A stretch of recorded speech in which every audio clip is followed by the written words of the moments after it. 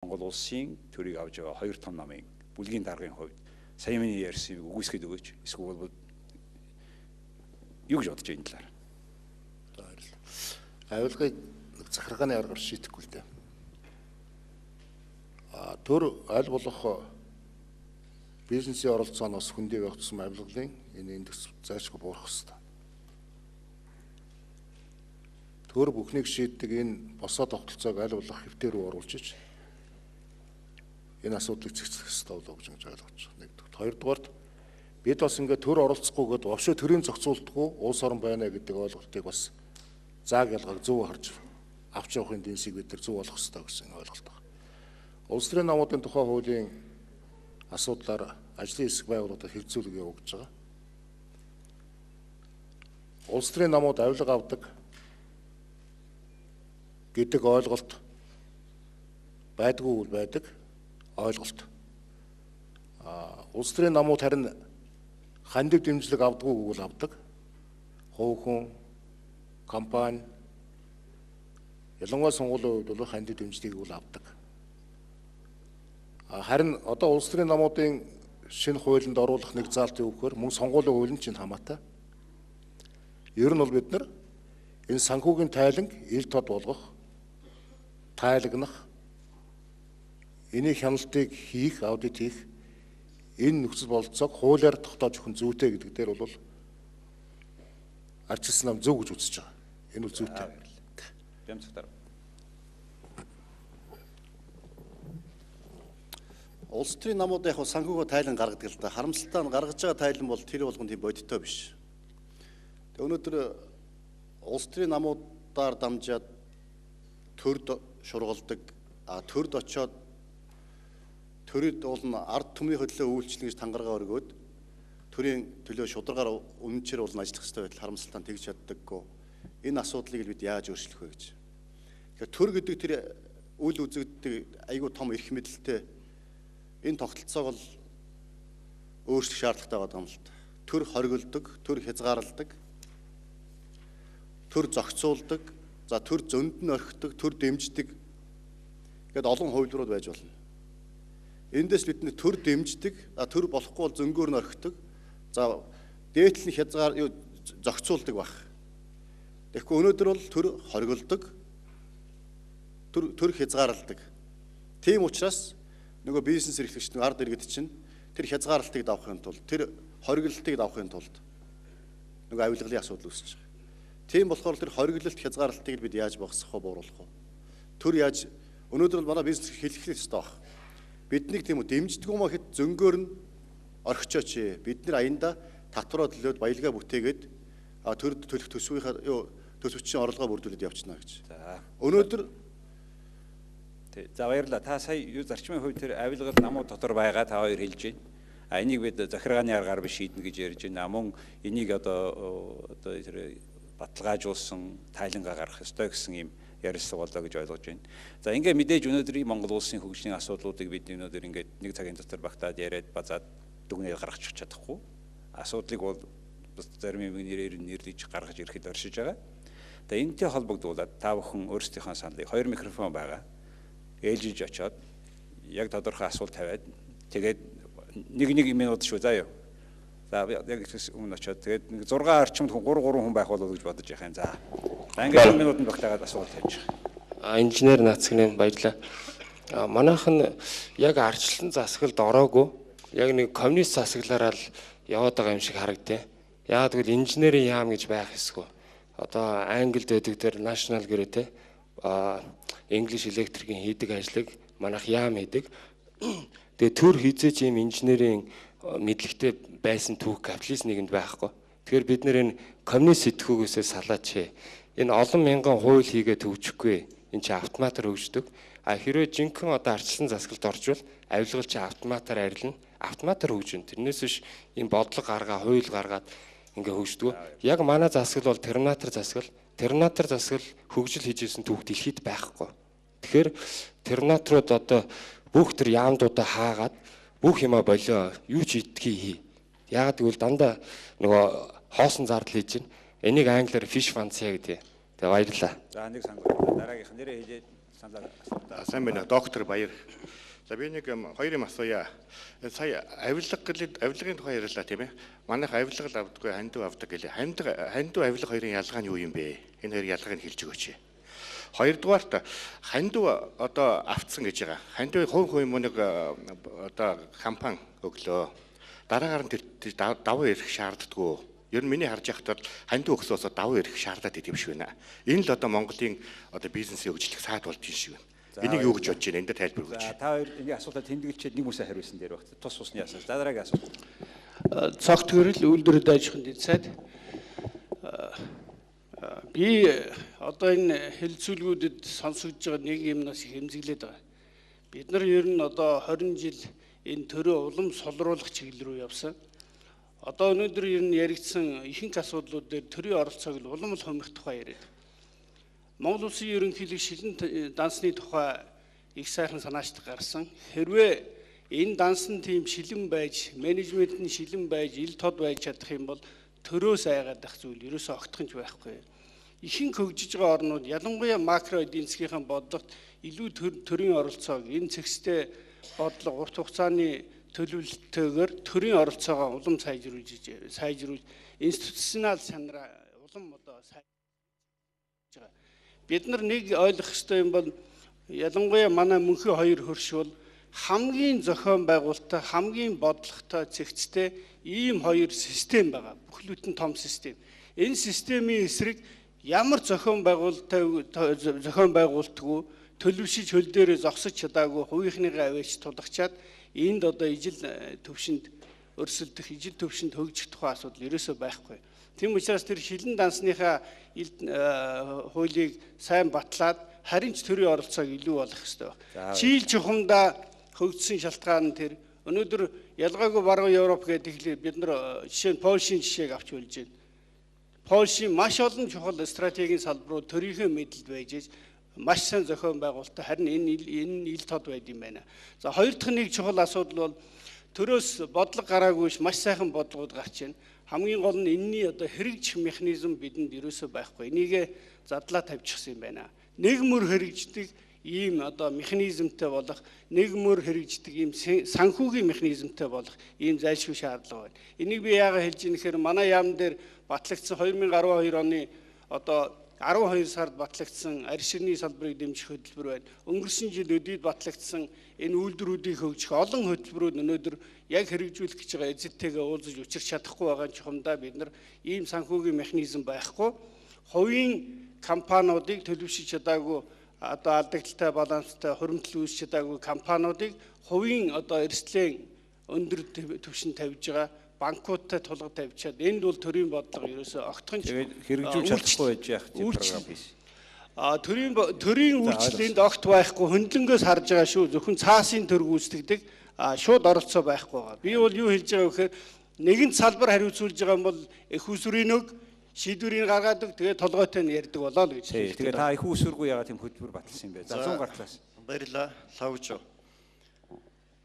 Жаргал сайхан хөтлөгчийн, чиглүүлэгчийн тавьж байгаа тэр үндсэн суур асуудлууд бол зөвлөдөө. Би бас өчтөр татварын хэсгийг хөтөлсөн байгаа.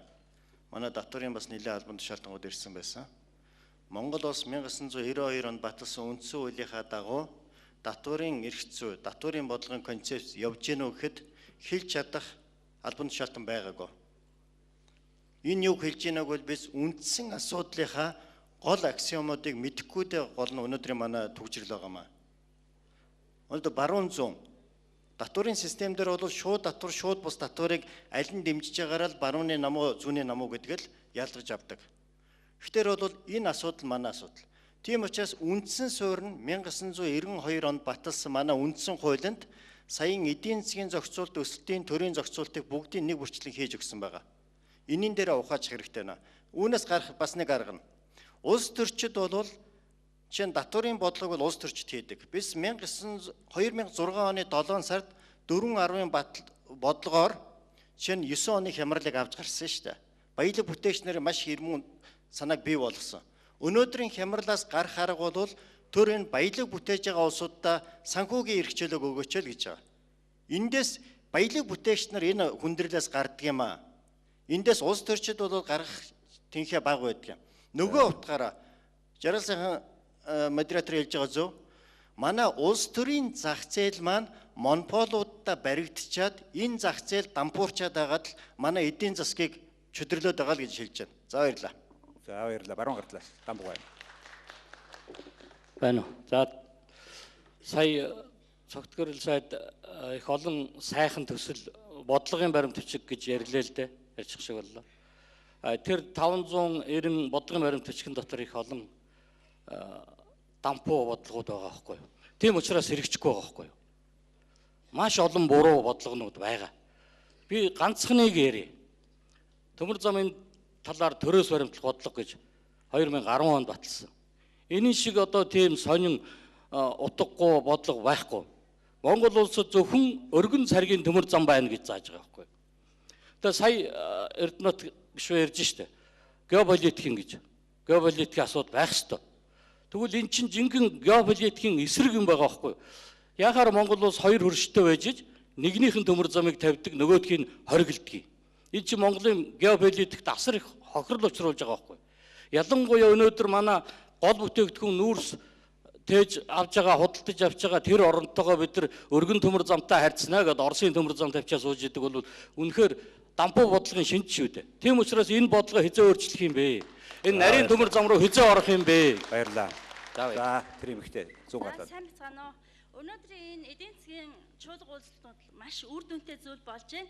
Эндээс би цохон тэмдэглэхэд өнөөдөр манай төр засгийн удирдлагууд эвсэлдэн нэгдэж ямар ч байсан өөрийнхөө эдийн засгийн хаана явж байгаа вэ гэдэг газрын зураг гаргаж ирсэн маш чухал байлаа. Энийг бол онцлж хэлмээр байна. Хоёрдугаар өнөөдөр тэр газрын зургаас харж байхад бид нар бол юу яаж штэ зөвхөн ууд уурхаас хамаарсан тий өөр бүтээгдэхүүн үйлдвэрлэхэд аюул хэцүү тийм гарцгүй тэр координатын нэлээд хүнд газар байж байна. Тэгвэл өнөөдөр бид нар илүү дутуу ингээд янз бүрийн ярихаас илүү тэн дээрээ төвлөрч анхаарад ярих хэрэгтэй байна. Тэгээ би бас нэг юм дээр их баярлж байна. Яагаад гэвэл өнөөдөр өөрчлөлт шинжилтийн хамгийн чухал зүйл бол дотроосоо гадагшлах зүйл байдаг. Өнөөдөр манай энэ одоо сая дарга нар ярьж байна л да ингээд одоо тийм 590 ийм юмнууд байлаа, ийм хууль дүрм байлаа, журам байлаа гэж байна. Энэ бол өнөөдөр дотроосоо гадагшилж байгаагийн нэг их үсвэрээ. Энийг бид нар нааштай хүлээж авч энэ дээр нь бид нар түлхүү анхаарч энийхэн төлөө бид нар цаашдаа яаж энэ дээр нь хамтарч бас түшээ болж явах вэ гэдэг дээр бас анхаарах хэрэгтэй. За. Би бол яагаад энийг хэлж яах вэ гэхээр одоо зөвлөх үйлчлэгээ үзүүлдэг компани захирал юм байгаа юм. Өнөөдөр бид нар компаниуд дээр яг энэ эдийн засгийн зохион байгуулалтын институтын зөвлөгөөг өгдөг. Өнөөдөр энэ эдийн засаг жуулья, төрөл жуулья гэж ярьж байна. Энэ маш чухал. Өнөөдөр бид нар зөвхөн улс төрийн байдлаар ярих биш, тэр эдийн засгийн дотоод бүтцээ яаж интегралчлах вэ? Тэрийг яаж зохион байгуулах вэ? Тэн дээр бид нар хэрхэн яаж ажиллах вэ? Ямар хүмүүсээ дааждах вэ? Тэрийг ямар эренбээр явдгийг тэр зөвлөх үйлчлэгээ чинь. Гэт энэ тал дээр илүү түлхүү анхаарч ярмаар байна. Би сая 2 өдөр энэ эдийн засагч та өөрөө бол нэлээд сайн эдийн засагч хүн учраас энэ дээр нь хөтлмөр байна. Яагаад гэвэл энэ бол улс төрийн аюул том бодлого, аюул том одоо конвенц гарч ирж байгаа шүү дээ. Тэгээд энийг бол яг ингэж аюул нааштай хөтөлж энэ дээр нь бас бодлогыг чиглүүлж өгөх хэрэгтэй. Тэгвэл энэ тал дээр яриасаа гэж босож байна. Босдоор нэг самрах асуудал биш байхгүй юу? Энэ бол самрах биш. За 100 гартлаа. За сайн байцгаана. Би энэ хөнгөн үйлдвэрлэлийг төлөөлж ирсэн майдцаг байна. Тэгээд нэгэн асуулт байна. 2011 онд бид нар маш их мөнгө гаднаас орж ирж ирсэн. Тухайн үед нүүрс маань ч үнд хүрж илаа. Тэр үед яагаад жижиг дунд үйлдвэрлэлийг дэмжиж болоогүй юм бол яагаад 21 мянга болоод тараацсан юм бол харин ч би энэ шинжилгээний засгийн газарт бол баярлалтай хандаж явдаг. Үнэхээр бас жижиг дунд үйлдвэрүүдэд дэмжих гээд хөнгөн үйлдвэрлэлийг ялангуяа сүүлийн 20 жилд яригдаагүй салбарыг дэмжиж ирж байгаад би үнэхээр талархууштай хандаж явдаг. 750 сая төгрөгийн хөрөнгө оруулалт Шингис бондоос яг манай компанид орж ирсэн байгаа. Тэгэд бас энд яаман мөнгө өгчөөд байхад банк өгдгүүгээд одоо ингээд ихэнх манай ноос ноолуурынхан арьс ширнийхэн одоо хүртэл мөнгө авч яваагүй байгаа. Яагаад юм гэхээр банкн дээр очихороо барьцаа өрөнгө байдгүй нөгөө л арилжааны банкар дамжихаар энэ асуудал хамгийн том асуудал бид нар энийг л та бүхэн шийдэх ёстой болоо. Түүнээс биш чи дэмжсэн дэмжээгүйгээд үнэхээр дэмжээгүйтэй хүрэх юм бол 2011 онд ярьдгүй л болохоос ярмаар санагдчихлаа. Яагаад тэгвэл Тинжинд Дунзян тэр бомб дээр Made in Mongolia гэд юм хийн гэд зөвхөн манай компани тэнд 200 сая төгрөг зүгээр л цацсан ярьдгүй л болохоос. Гэхдээ үнэхээр энийг ярьж асуумаар санагдчихлаа. Тэгээд хийж байгаа юм бас үнэхээр хийж байгаа хүнийг дэмжих хэрэгтэй. Тэр бас дандаа үгүйсгээд ээж болохгүй болов гэж бодож байна л та. За баярлалаа. За та зүүн. За баярлалаа Чимэд Даваг эдийн засагч. За өнөөдрийн гол хэлэлцэж байгаа асуудал маань хөгжлийн бодлого төлөлтийн асуудал байгаа гэж ойлгож байгаа. Нэлээ өргөн хүрээнд яригдчих шиг байна. Тэгээ энэ асуудал өөрөө маш чухал гэдгийг улс төрийн хүрээнд ч гэсэн, ерөнхийлөгчийн түвшинд ч гэсэн, улс төрийн намуудын хүрээнд ч гэсэн ер нь яригдж эхэллээ. Гэхдээ яригдж байгаа чиглэлүүд, ойлголтууд маань нэлээд зөрүүтэй харагдаж байна. Жишээлбэл ерөнхийлөгчийн хүрээнд төгслийн зорилтын тухай хууль, Бям цагт гишүүний хүрээнд бол бас тодорхой хэмжээний урт хугацааны үзэл баримталтай болёо нэгдсэн гэдэг ийм чиглэл яригдж байна л да. Одоо бол урт хугацаанд нийт 4 бодлогын баримтч байдгийг хэрэгжиж байгаа хэсэг нь тодорхойгүй. Тэрний оронд ерөнхийдөө энэ хөгжлийн бодлого төлөлтийнхаа механизмыг яаж усрангуулах вэ? Урт хугацаанд, дунд хугацаанд, үндэсний хэмжээнд, орон нутгийн түвшинд, салбарын түвшинд энэ механизмаа ихэж бүрдүүлэхгүйгээр дан зорилтын хуулиа ярих нараа өрөөсгөл юм болов орон нутгийн түвшинд. Ийм учраас энэ төлөвлөлт, хэрэгжилт, хариуцлага, үнэлгээ энэ бүгдийн шийдсэн ийм механизмын зохицуулсан хөгжлийн бодлого төлөвлөлтийг зохицуулах тухай хуулиа эхлээ боловсруулах хэрэгтэй юм болов. Эдийн засгийн хөгжлийн яам дээр энэ төслөл боловсрогдоод явж байгаа. Энэ хуулийн хүрээнд намууд улс төрийн түвшинд бас нэлээд хэлцэж дэмжээсэй гэж хүсэж байна. Баярлалаа. За баярлалаа. Тэгээд танай эдийн засгийн яам шинэ форумд гэж оролцохгүй юм байна шүү дээ. За та. За эдийн засгийн хөгжлийн яам Батхүрэл. За тэгэхээр яа харахгүй эдийн засгийн хөгжлийн яамны гол чиг үүрэг бол одоо энэ хөгжлийн бодлого төлөвлөлтийн тухай асуудал байгаа. Тэгээд үнэхээр одоо манай урт хугацааны бодлого маань яагаад амьдрал дээр хэрэгжихгүй байна вэ? Дунд хугацааны бодлого нь яагаад урт хугацааны бодлоготойгоо нийцэхгүй байна гэдэг талаар эдийн засгийн хөгжлийн яам бүхэл бүтэн судалгаа хийсэн байгаа.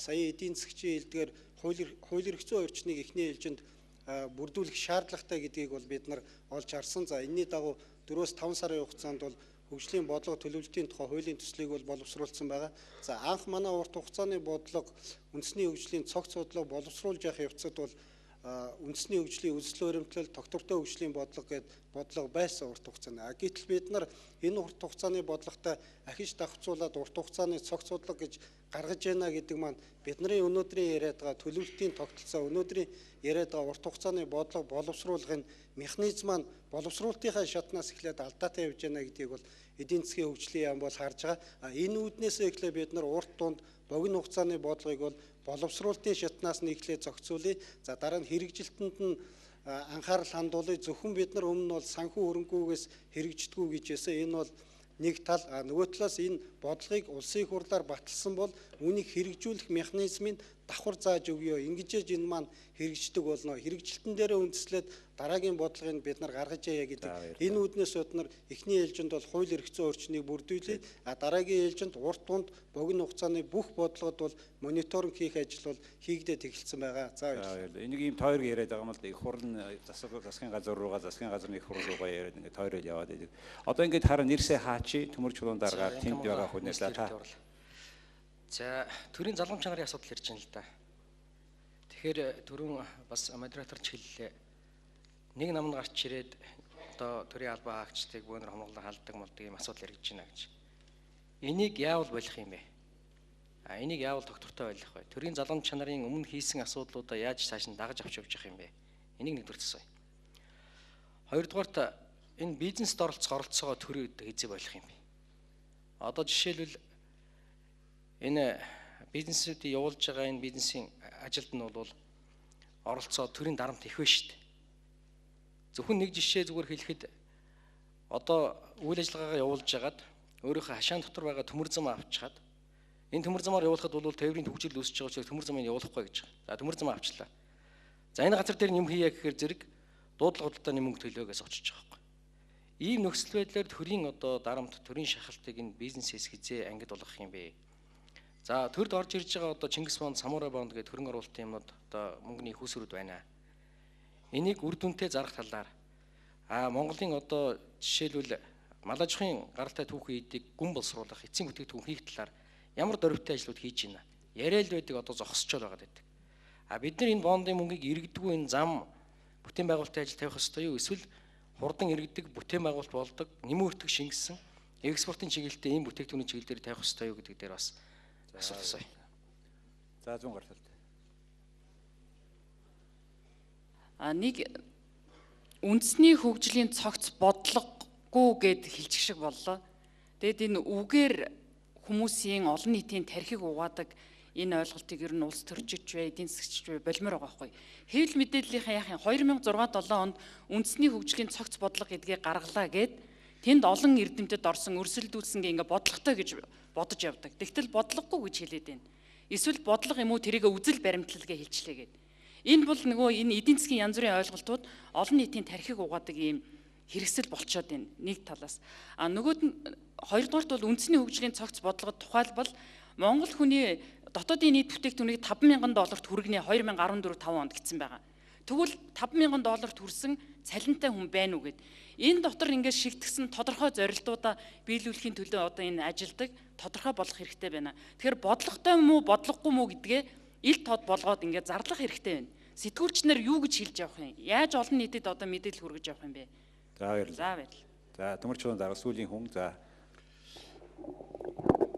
За би бол яг нүцгэн үнийн юмыг л хэлье гэж бодож байна. Яагаад гэвэл одоо яг миний одоо би юу харж байгааг бол нам төвтэй Монгол улсыг бид нар байгууллаа шүү дээ. Энэ бол хинч надад маргахгүй. Бид бол 90 онд цэл залуудаа иргэн төвтэй хүнлэг энэрнгүү ардчилсан сэргэлэн цаваа хүч тамиртай Монгол улсыг байгуулна гэж зах зээлээр орсон. Тийм учраас одоо намын бүлгийн дарга нар байна. Энэ нам төвтэй Монгол улсад татгал заа. Одоо үнэхээр удирдан чиглүүлье гэж та нар бодож байгаа бол удирдан чиглүүлэх улс төрийн гишний нэгдэл байгуул. Үнэхээр ажил биеийнхээ тухай битээр нэг шүүмжлэхэд хэрэггүй. Дараа нь ерөнхийдөө валютын ханшаас гадна Монгол улсыг чи ханш чухал байна шүү дээ. За. Ийм учраас ганц итгэх зам байна. Нэр хувийн гівшил. Иргэний байгууллага хоёрт итгээч. Бид нар бол одоо таануудын одоо хонж байгаа. Бид таануудын дайсан биш. Хамгийн сайн анд нөхч чинь атаарахгүйгээр үнэн үг хэлдэг байхгүй юу? Хувийн гівшидэл итэг. Тэр бол ерөөсөө цэцэн бодлоготны цуглуулга байх ёстой шүү. За. А4-ийн цаас судалж авахгүй байх хэрэгтэй. Юун тендер мендер вэ? Юун одоо төсөл концепт энэ бүгдээсээ та нар салаач. 20 жилийн өмнө бол бидэрт итгэхгүй байж болно. Бид нар уучраа мэдэхгүй гахаа маха ганзаг манзаг сонгон монгон зард хог түйдэг надаас ахвал байсан байж магадгүй. Ийм учраас хувийн гівшд итгээд энэ Монголын төрөнийг цэцэн бодлоготны цуглуулга нийгэмлэг болгоод энэ их эдийн засгийн одоо дэлхийн эдийн засгийн манд чи Монгол улс төөрчих гээд шүү дээ. Шовуу хүртэл төөрүүлэхгүй ерөөсөд авч яваад байгаа юм чи та нарыг цэгцрээд. За. Ингээд нэг Монгол улсыг одогтойгон тамиртай сэргэлэн цаваа ийм улс болохын төлөө нэг хүч тамир гэж байдаг бол та нарыг ажиллаач гэж хүсмээр байна. Баярлалаа. Сэргэлэн цаваа байх хэрэгтэй байна. Юу за саяын асуултууд дотроос хүмүүс саналууд гаргалаа тэмдэглэж явж авсан байгаа. Тэгэхээр энэ бүхэн дотроос хугацаа болж байна тий. За одоо ердөөсөө хамгийн яг шууд тавьсан нэг л асуулт байсан. Хоёр намын дараагаад энийг тавьчих. Авилгал хандив хоёрын ялгаа юу юм бэ? Хандив өгсөн хүн юм нэгтгүү. За та хоёр нэг хариулаад ингээд дуусгая. За би эхлээл яваад авах үү. Хандив гэж хуулиар тогтоосон хэмжээлтэй хуулийн дээр хандивгэд нэршлээдэг байгууллага иргэд сайн дураараа аливаа нэгэн үйл ажиллагааг дэмжихэд өгөх ил тод өгч байгаа. Энэ одоо мөнгөнд дүнчт юм уу зүйлийг одоо хандиваа гэж нэрлэсэн. За авилга гэж нэг юм яваад байгаа тэр нь болохоор нууцаар өвддөг гэдэг юм биш үү те. Тийм учраас энэ хоёрын нэг үр ялгаатай. Би энэ дээр нэг хуулийн тайлбар өгөн чаашаа.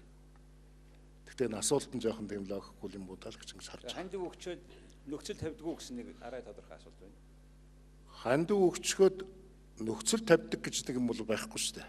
За баярлалаа. Та бямцгтар.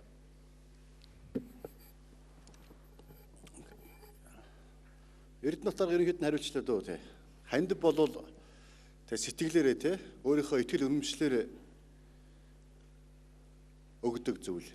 За авилгал бол яг хоо ажлаа бүтээх гэж тодорхой зорилго тийм үү. Одоо дарамтыг одоо саад бэрхшээлийг давах гэж бас өгдөг баг. Сүүлийн үед яг хоо тэгээд хандив нэртэй авилгал нь одоо бас нэлээд явж байгаа баг. Тэгээ үүнийг шийдэхин тулд тэр уул манай засгийн газрын мөрийн хөтөлбөрт байгаа. Нөгөө өгсныг нь биш авсныг нь шийдэгдэг бол ёо авилгал. Ийм болох юм бол энэ авилгалын асуудлаас тодорхой хэмжээнд шийдэгдэнэ гэж. Энэ засгийн газрын мөрийн хөтөлбөр байгаа болохоор би бас засгийн газар маань энийг хэрэгжүүлэх одоо хуулийн төслийг оруулж ирэх байхаа л гэж бодож байна. За баярлалаа. За бям сайхан захиралд. Түрүүн лавж байгаа хэллээ л да. Манай үндсэн хууль бол одоо аль ч талаас нь харсан одоо эдийн засгийн хувьд бол маш их либерал нэг тийм үндсэн хууль аа. Тэгээ үндсэн хуулийн гол нэг зүйл бол хувийн өмч.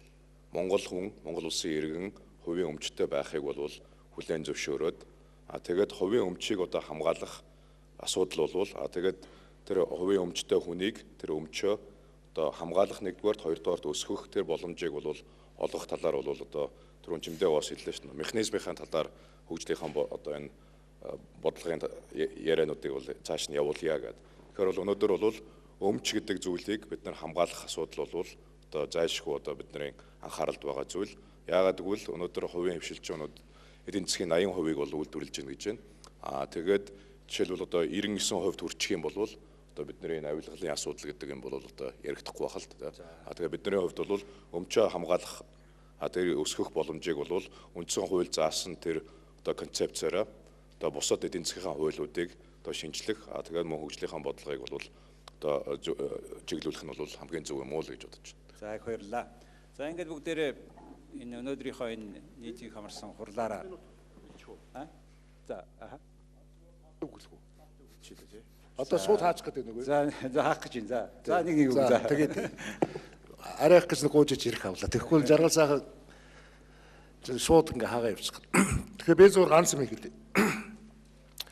Өнөөдөр бид нар ингээд энэ суугаад зовлон жаргалаа ярилцж байгаа нь бол төлөв зөв юм. Би зөвхөн бусад чуулганы онцлогоос өнөөдрийг харахад яг нь улс төрчдийг тэр дундаа парламентэд хамгийн олон суудалтай хоёр намын төлөөллийг, бизнесийн төлөөллийг авцраад ингээд суугаад ярилцж түрүүнийг үсгүй хэлээ шүү дээ. Эдийн засгийн газрын зургийг ингээд дийлгээд ярилцж байгаа нь бол бидний хамгийн зөв давуу тал юм аа. Би зөвхөн энэ чуулганыг гол онцлох юм энэ юм уу гэж харж байгаа. Монгол орн өнөөдөр энэ зах зээл гэдэг юмд орохдоо ганцхан 8 тохирцооны дэлгүүрээс эхэлсэн юм шүү. Энтэй харьцуулж үзэхэд өнөөдрийн тэр орчин хоёр бол өдөр шөнө шиг ялгаатай байгаа гэдгийг бид бүгдээрээ мэдэрч байгаа. Инээс илүү явах юмсан гэсэн Монгол хүн болгоны хүсэл тэмүүлэл байгаа гэдгийг ч бас мэдэрч байгаа бид нар. Тэгэхдээ өнөөдрийн эдийн засгийн хүндрэлийн үед саад учирж байгаа энэ бухимдлыг үүсгэж байгаа нөхцөл байдлыг маш богино хугацаанд яаж давах вэ гэдэг гаргалгааг өнөөдөр энэ чуулган ярьж байгаа нь бол хамгийн онцлог зүйлээ гэдэг бид хаана хүлэмжшэрх ёстой. Би санал нэг байна. Түрүүн 500 тэнд хэлэх шиг болно лээ. 2011 онд 4.10-ын татварын хуулиар өөрчлөлтөөр энэ Монгол орны 2007 онд хүндрэлийг давж гарсан шүү гэж. Үнэн.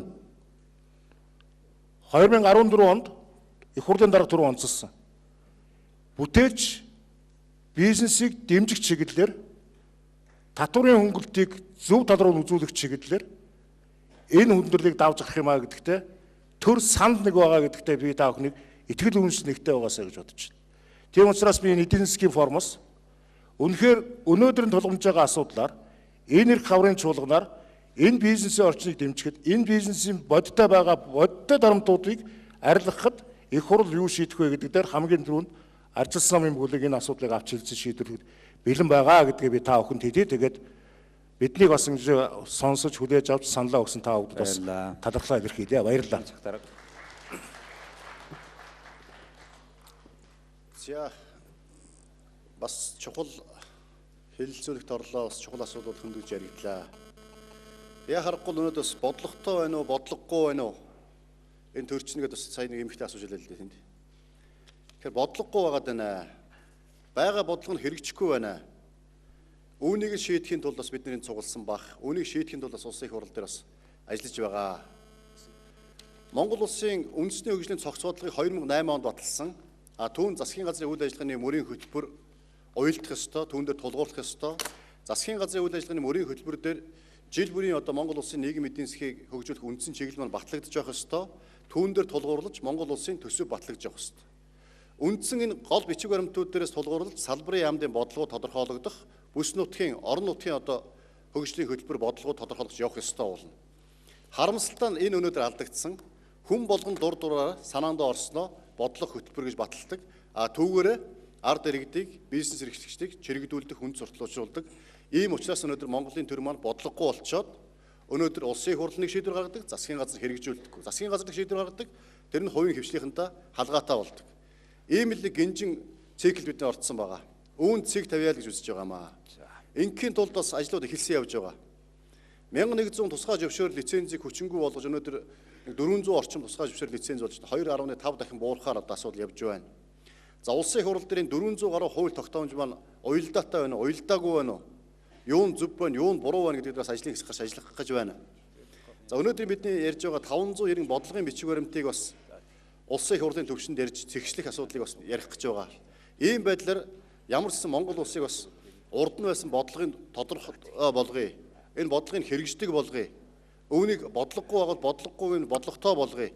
Энэ бодлогыг хэрэгждэг болохын тулд хяналт тавьдаг, хариуцлага тооцдог механизмыг бий болгоё гэдэг асуудлыг бас улсын хурлын төвшөнд ярьж байгаа. Үүн дээр бол улс төрч шаардлагагүй.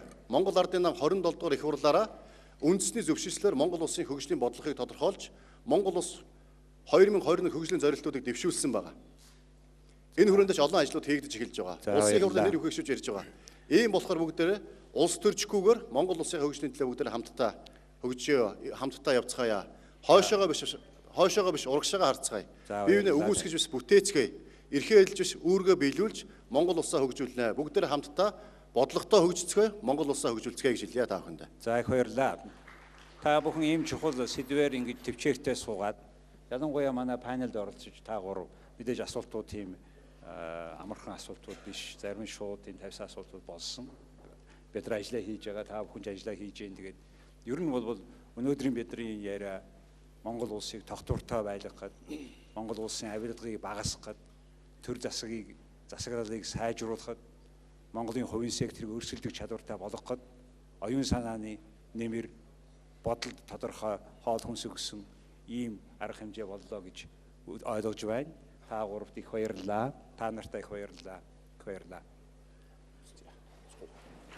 За бүгдээрээ модератор хийсэн жаргал сайхан ахт бас баярлалаа гэлчи те. Юу яа?